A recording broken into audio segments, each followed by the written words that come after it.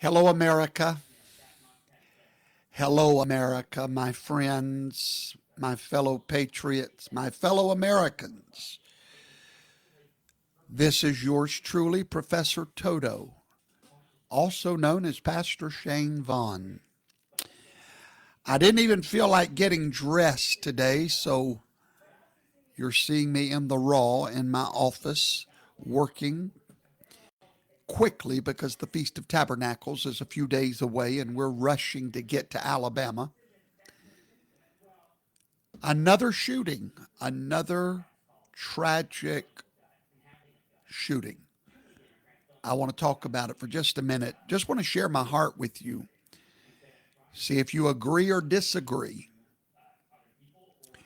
An assassin, once again on the roof of a building, it looks like, high-powered rifle, begins shooting at an ice van. Now, we don't have all the facts yet, so I really can't speak to motive, but we all know the temperature over ice lately.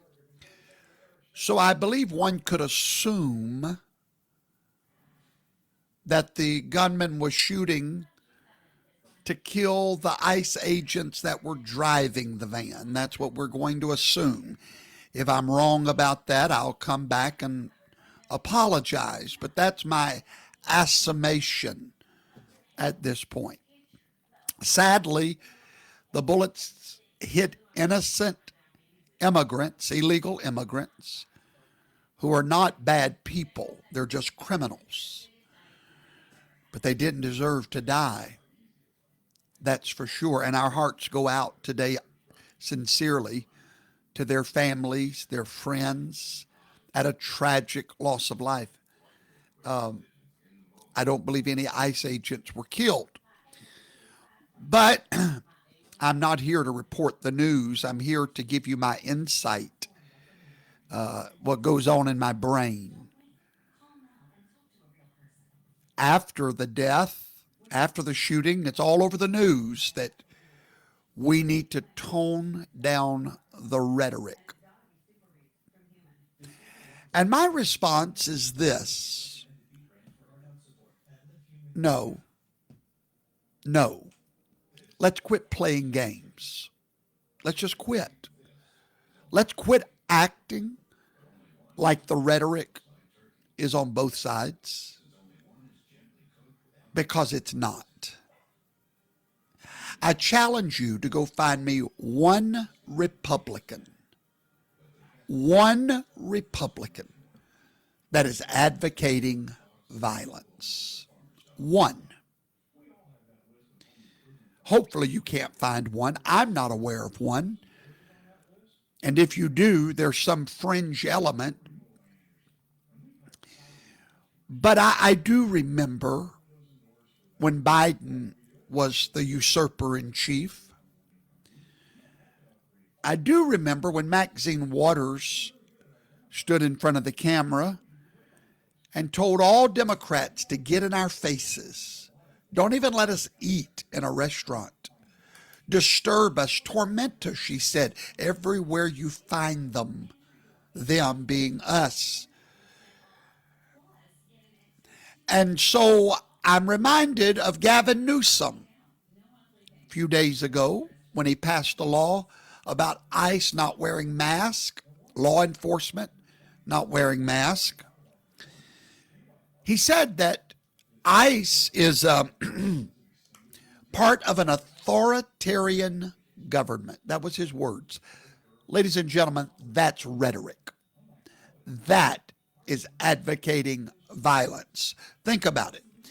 You're subconsciously telling some weak-minded mental patient, which is why President Trump must bring back the insane asylums ASAP.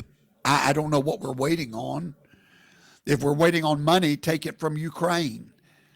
I mean, whatever we're waiting on, my God, let me tell you something.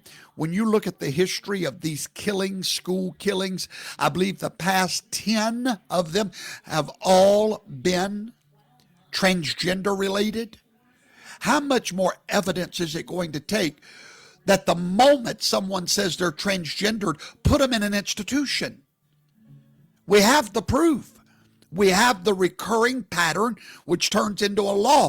Transgenderism is a mental disease. It is a mental problem. Put them in mental insane asylums. The minute a boy thinks he's a girl, institutionalize them. Help them. Protect them from that disease. Otherwise, what happens is, when they go out and commit crimes like this, they get arrested, and then the psychologists determine that, oh, they're mental. We're like, we could have told you that at their puberty when they started showing mental defects. But oh yeah, but now that they're mental, guess what? They can't be held accountable in a court of law, and therefore justice leaves the streets of America. There's no more justice.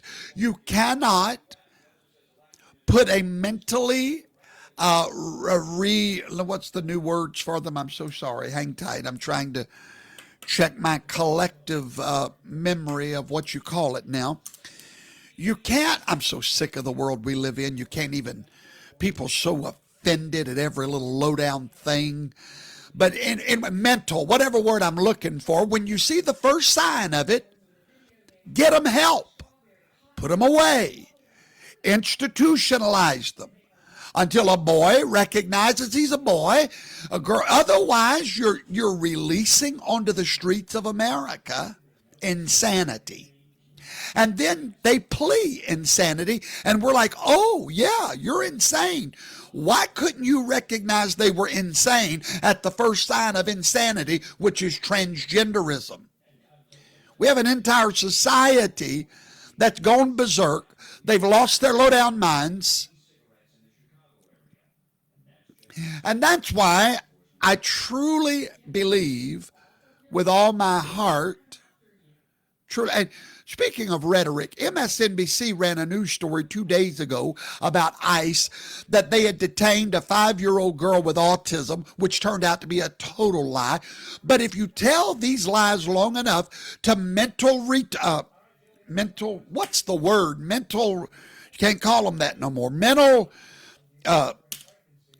dooley-dotties, mental dooley-dotties.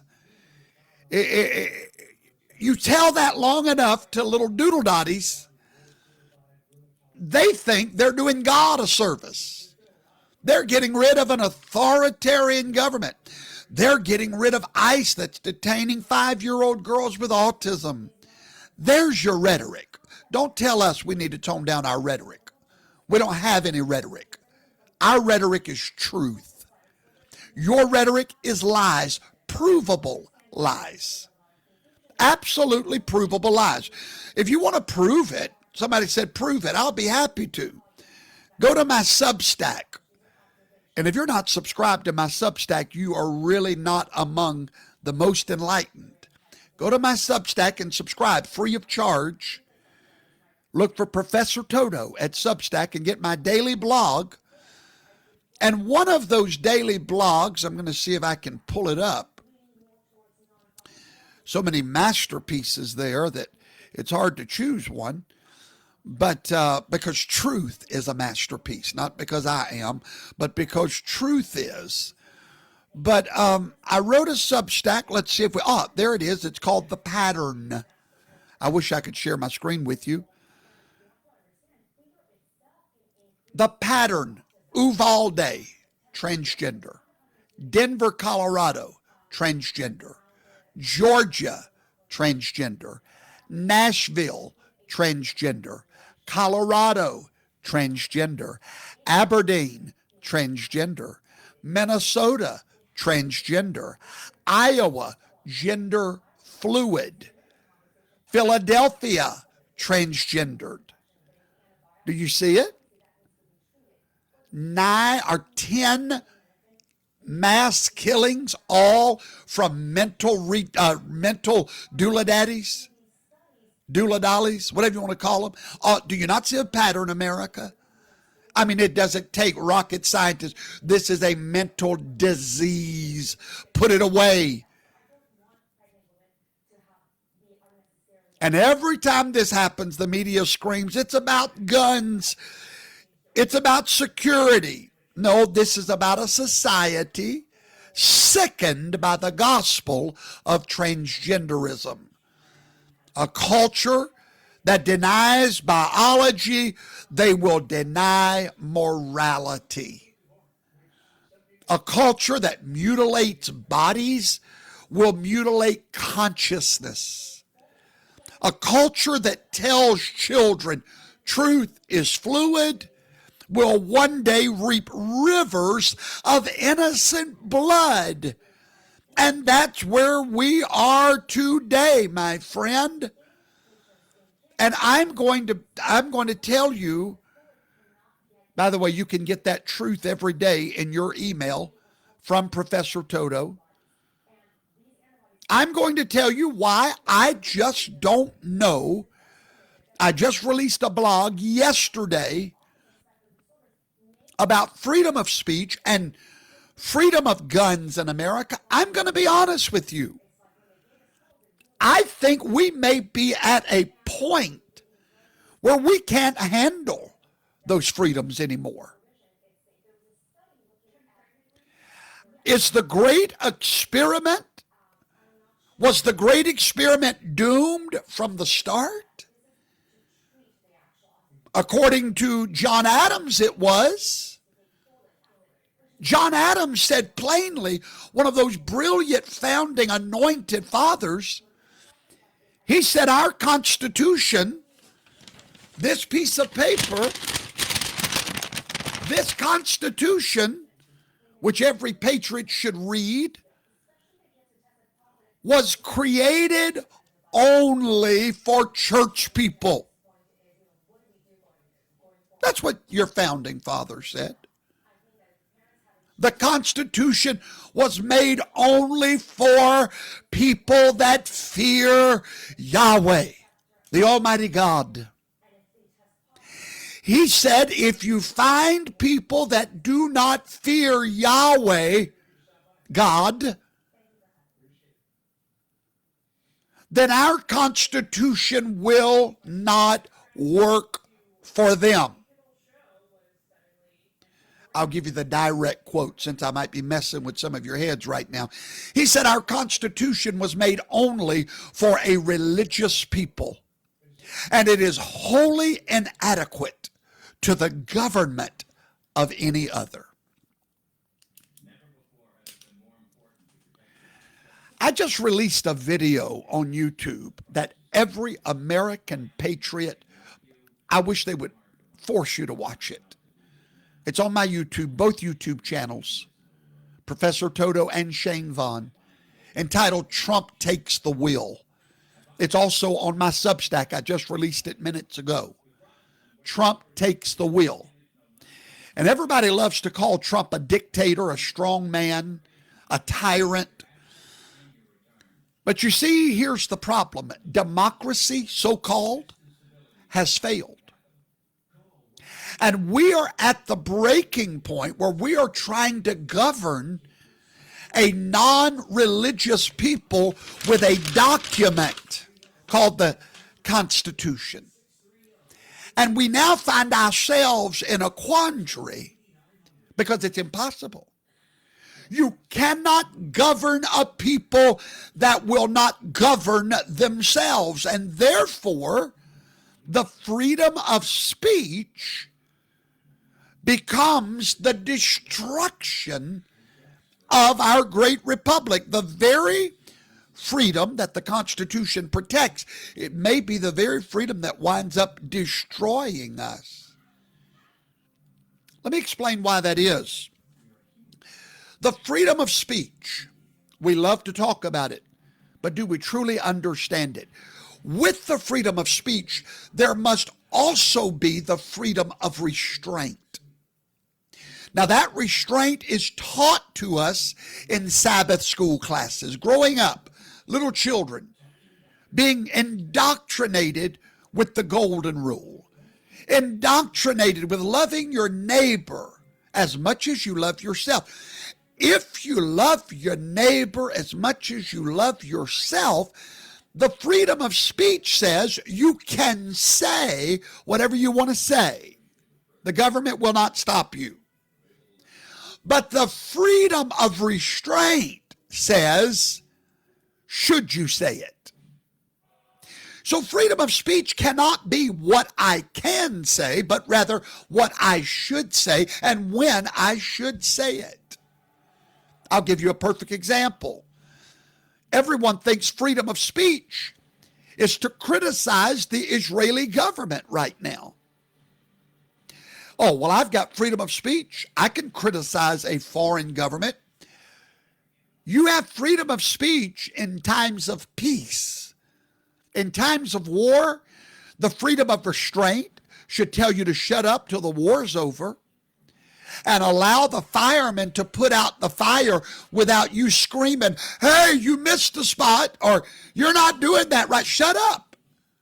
Freedom of speech can only work for people that have the freedom to restrain themselves and not condemn the firemen because you think they're putting out the fire wrong. They're trying to get people out of a hostage burning building. They're hostages in a burning building, and you're sitting there screaming at the firemen that is sworn to protect those people.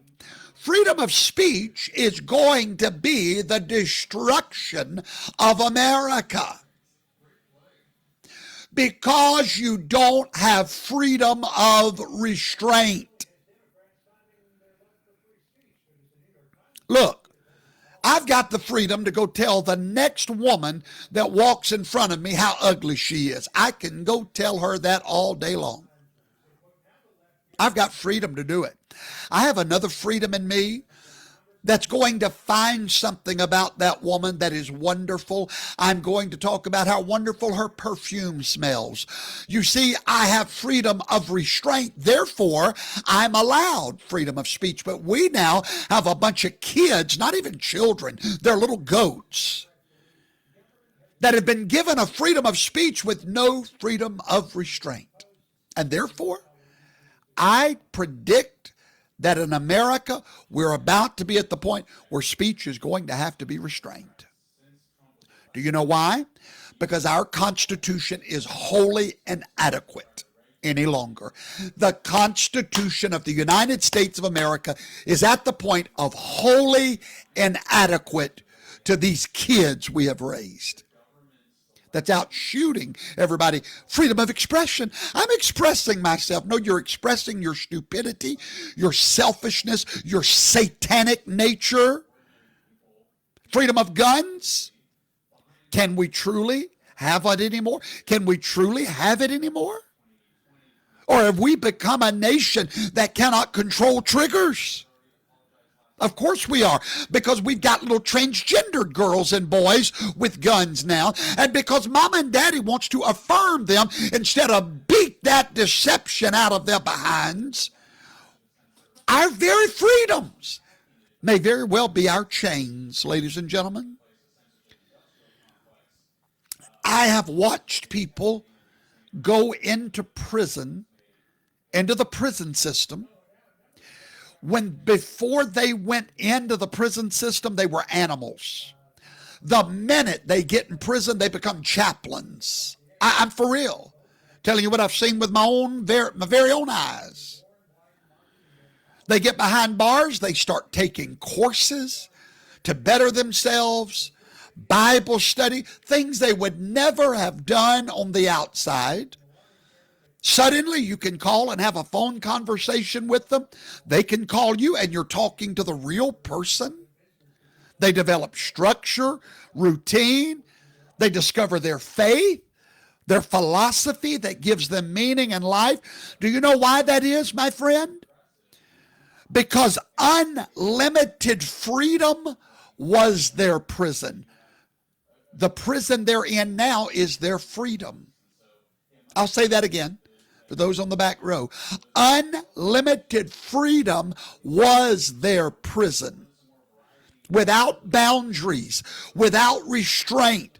They were slaves to their impulses, slaves to their addictions, to their immediate gratifications. The external constraint of incarceration paradoxically freed them. Restraint always brings true freedom. But I'm not shocked. I'm not surprised. Because what we see happening in our world today did not begin in our world. It began inside the walls of the Holy Church that began to let down standards, begin to let down boundaries, and get rid of all that legalism, the rules, so that we could be free falling. Yeah, that's about what you look like, free falling. Get rid of all the rules that the old timers set in place. After all, we want freedom to dress how we want to dress. That's why you kids wound up with pink hair. Get rid of all the rules, the restraints. Give us our freedom or give us death. No, we gave you your death when we gave you your unrestrained freedom. So it all started in the church of the living God. The church carries the blame for the world we live in today. Oh yes, compromise began in the church. We lost our voice of authority. We lost our voice of... I'm done. I didn't mean to say all this today. Anyway, I just wanted to share my heart today. Thanks for watching. Have a wonderful day, everybody. Yahweh bless you and keep you.